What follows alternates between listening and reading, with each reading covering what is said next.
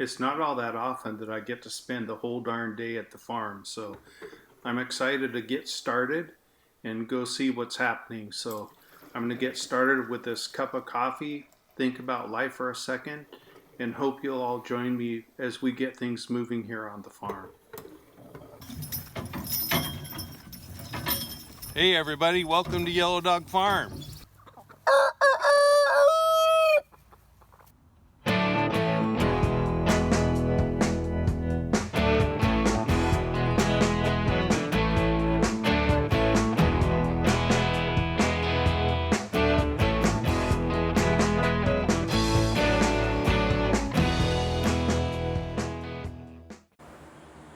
See, the horses are all spun up this morning.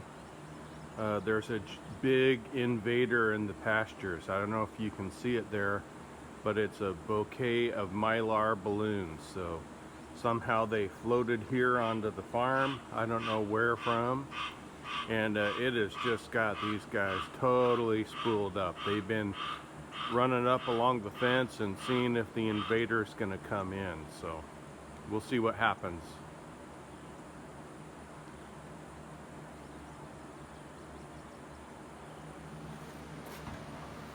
Here's Miss Pep.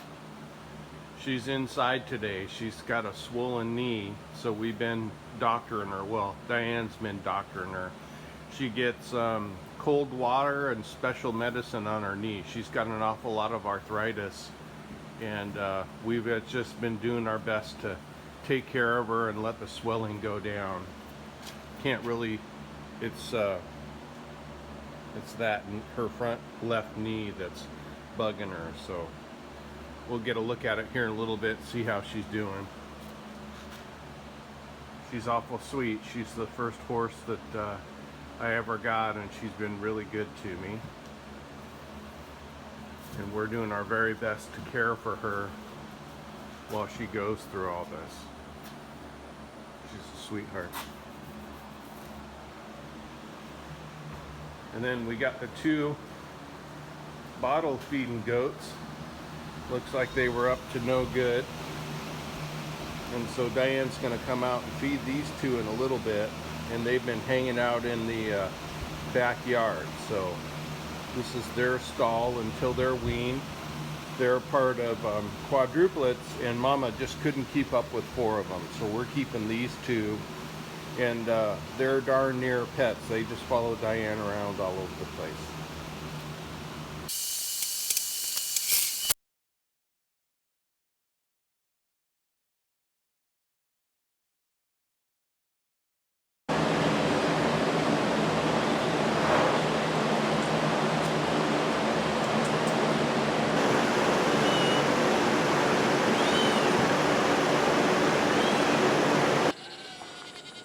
See these guys staring me down? They know exactly what's about to happen, that I'm gonna come up with the feed. So I'm gonna take off in the buggy. I'll take you along for the ride, and you'll see them run up to the feeding area we've got set up for their breakfast.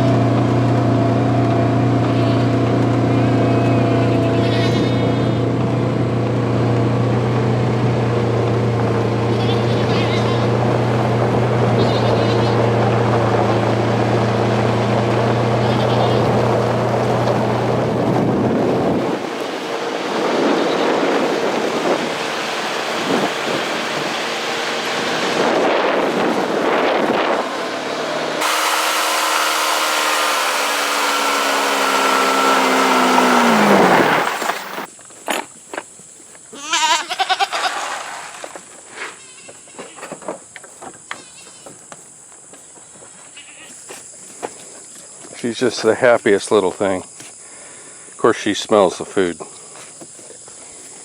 There's Ander. He's a good boy.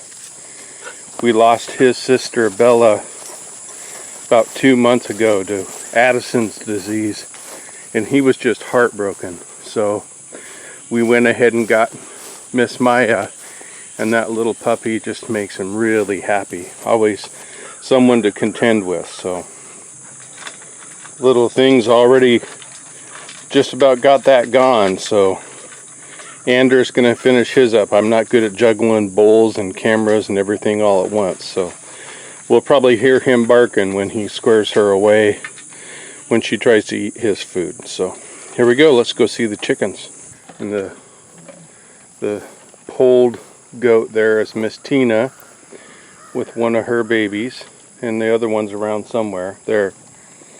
So she's got two really beautiful babies. We're really good with all the goats that showed up, and don't worry, all the headbutting and all that stuff's normal. So they are always pushing each other around to get at the feed. So this is normal every day, and you'll just see Mama. This is Tessa, and she's the goat that had quadruplets. So these are her two other babies, and they're gaining weight nicely. So we're really happy with that. And then of course we enjoy her other two babies in the backyard. You'll see that there in a little bit.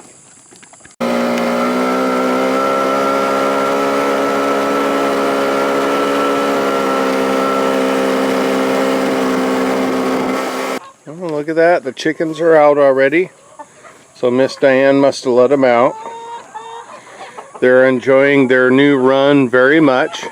And in the mornings here it's pretty shaded.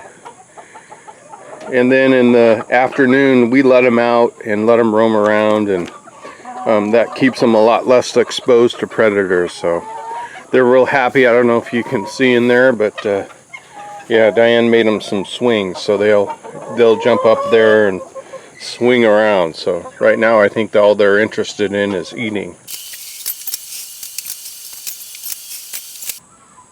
Well, like I mentioned earlier today, it's going to be in the 90s.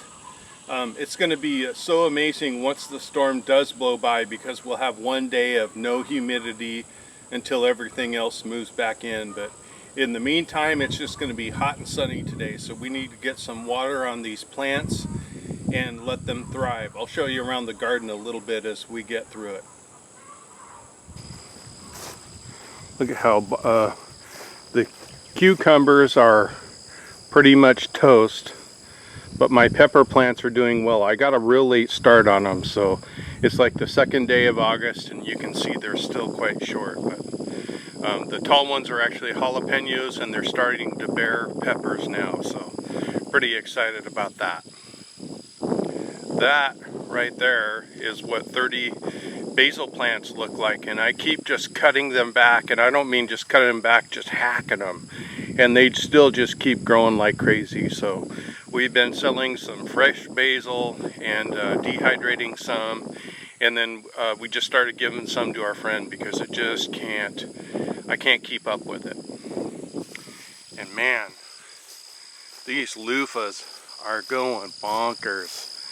So there's the gourds are starting to turn brown, and I probably got a dozen of them harvested, but they are just doing so well. So I'm quite happy about these guys. Of course, the corn is done. I'm working on that to get some germinated, and you can see I've got some more loofahs against the fence there, and those ones are super happy. And then that's our watermelon patch. I know it looks like a weed patch. Our weed cloth, it was a year old and just disintegrated. I'm not sure what the heck happened there. So we probably got another 5 or 10 watermelons floating around in there, and we'll see what we do. So let's get this water started.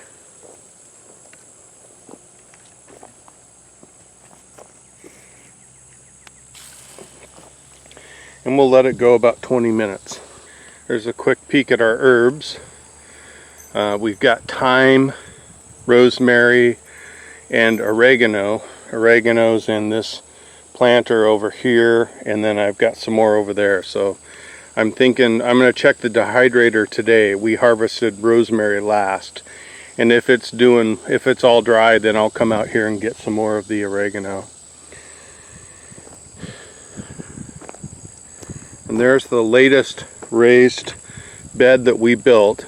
It's made out of metal and did really well, and I think you can see the seed tray that's sitting in there, and that's Roma tomatoes. So my plan is to just go ahead and replace or plant those Roma tomatoes in that bed. And we have quite an extended winter here, so even though it's August, I'm pretty confident we're going to be able to get some tomatoes out of here. My beefsteak tomatoes didn't turn out very well at all. Here's a quick look at some more pepper plants that I've got in the ground. These ones aren't doing so well. I fertilized them yesterday, so we'll see if that helps and helps get them boosted and get them going. I'm going to water them here in a second. And you'll see that raised bed there, and it's got a white piece of material over it. And I tried planting some corn here. These are the beds that I grew beefsteak tomatoes in, and they got bacterial wilt. So I'm concerned that I've got some rosarium bacteria in the beds. So the things that do well in those conditions and don't propagate the bacteria is corn and beans. So I'm trying to grow corn here. I tried germinating some seeds 3 weeks ago, and I've only had one plant come up.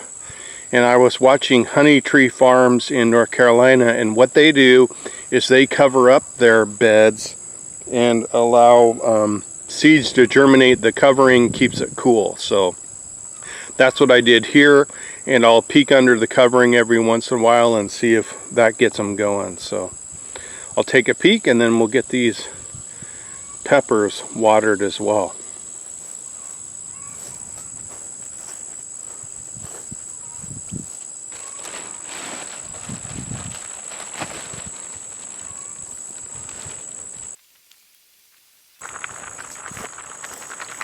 Hear that? These loofah gourds are ready to be harvested. You want them to be brown like this, so there's not a lot of the goo, is the best way I can put it, inside on the actual sponge part of the gourd. So that's the other indicator. And you want the skin to be a little bit crackly, so these things will peel off just right. I'll grab some video of that here. I know some people were asking. Well, everybody's fed. All our morning chores are taken care of, so I'm ready to move on to the first project of the day. Behind me is our compost station, and it's actually working really well. We've just got a ton of compost that's coming along. It's perfect for our garden, and since I have so much coming, I'll show you how the system works here in a second. But I need to build another planter bed so I can get some of this soil in the bed and get it out of the way.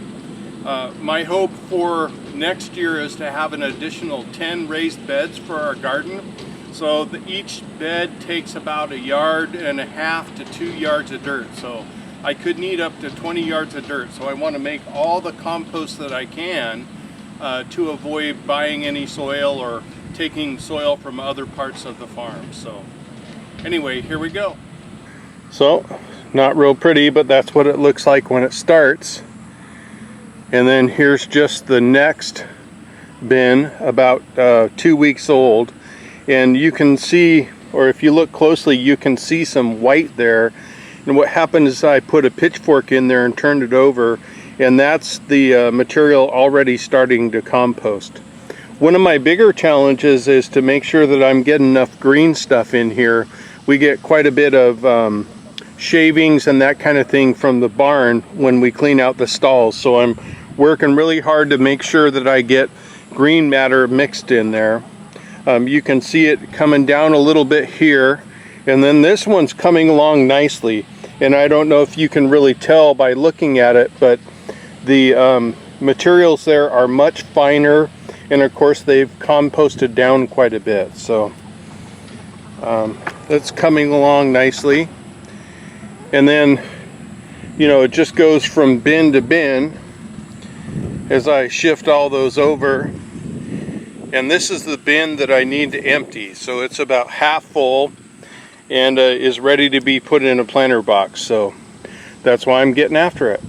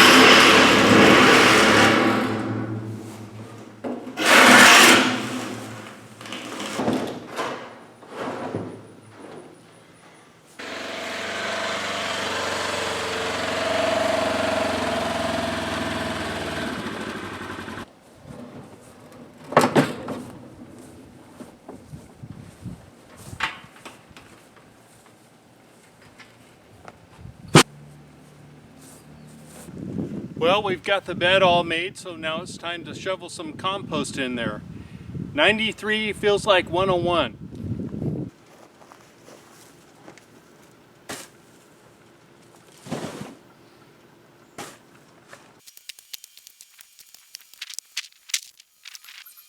That's some beautiful compost. Really broken down nicely, nice and loose. It's going to be great for the beds.